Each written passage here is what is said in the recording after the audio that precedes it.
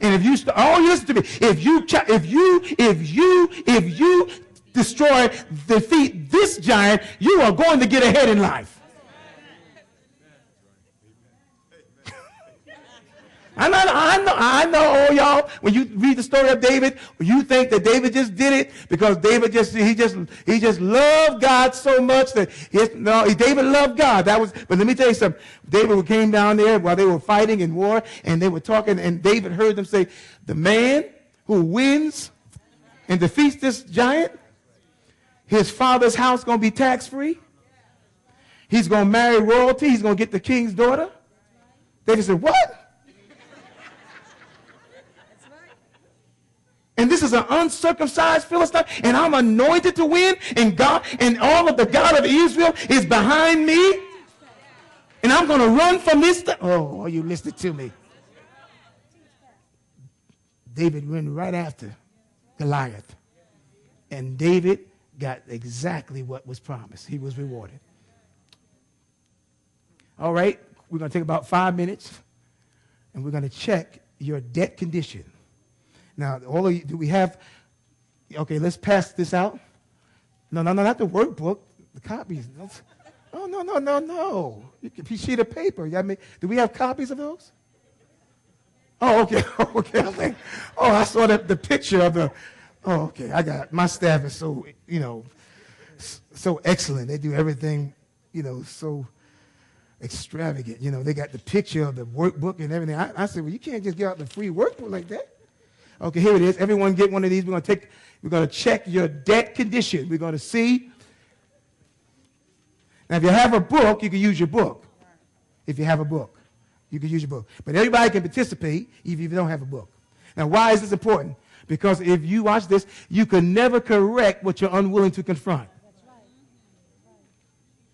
You can never correct what you're unwilling to confront. And the bottom line is, you got to know whether or not you're in the third stage or the first stage. How many know that people who find out that they're in a third stage illness have a different attitude than people who are in the first stage? That's right. If you find out that you're in the third stage of an illness, how many know, a terminal illness, how many know your attitude will be different than if you're in the first stage? And some of you are in the third stage of this death thing. It's about to wipe you out, and you don't even know it. But we're going to identify it tonight. Can you say amen? We're going to see if or not we have debtitis.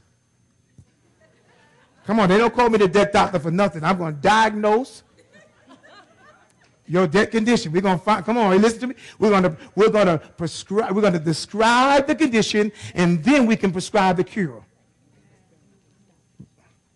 All right? This test will determine whether or not you contracted debtitis. We're going to use a rating system. As we take this test, always is 3 points. Often is 2 points. If I do it sometimes, it's 1 point. Or if I never do it, just put 0. Then we're going to score you at the end. Okay, so let's go through the test quickly. I am unable to pay my tithes to my local church on all the income I receive. Now listen, let me just be honest. If you don't be honest, if you don't want anyone to look at you, just look straight ahead. Don't look at me. Don't look at my answers. Now, I'm serious tonight. I have an assignment tonight, and I'm not going to be able to properly diagnose your condition if you're not honest. How many of you are lying to the doctor? He can't help you. Okay? Number 2, I can't make it through the month without overdrawing my checking account. Always, often, sometimes, or never. Number 3, my checking account balance gets a little lower every month. Always, often, sometimes, or never. And you don't need to pray about this. You know, right? You know the answers right away. Come on. Some of y'all are like, no, you know. Your spirit knows right away where you are. Number 4, I pay the minimum due on my credit card and charge cards each month. Always, often, sometimes, or never. So put 3, 2, or 1, or 0 in that space. Number 5, I am behind on 1 or more installment payments. I am behind on 1 or more. Always, often, sometimes, or never. Number 6, I use credit cards and cash advances to pay for groceries, gas, or other necessities. Now, when I say not debit cards, you may use your debt card for groceries. I'm talking about credit cards, where you don't have the money in the bank. So you may use your debit card, but that's different. Number 7, I am at or near the borrowing limit on my credit card and charge cards. Always, often, sometimes, or never. Number 8, I count on income from OT or odd jobs or windfalls to get through the month.